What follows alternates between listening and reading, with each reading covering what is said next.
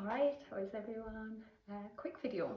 I wanted to mention fear of failure as a topic, and the reason it's been going around my head is I don't think it's fear of failure per se. I think it's fear of how you feel about failure. It's the emotions that you get when you think you've failed, and that comes from our perception of failure.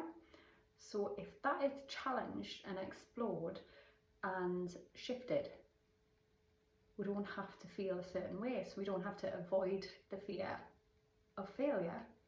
We don't have to avoid not doing something because we're scared of failing if our perception of failure has shifted.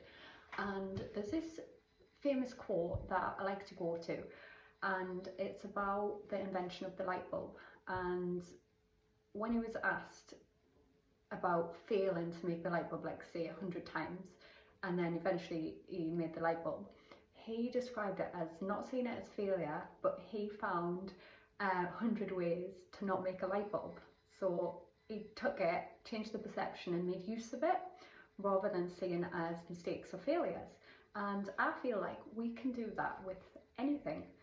And our perception of failure, once challenged, often doesn't, once it's challenged, it doesn't even make sense, if you know what I mean. Like what we've been holding as failure, once we actually look at it, sometimes it isn't even our stuff. Sometimes we've picked it up really young, you know, sometimes it's other people's views and opinions. So when we actually check in and we see what ours is and it doesn't even make sense anymore, we can let go of that belief because we've challenged it.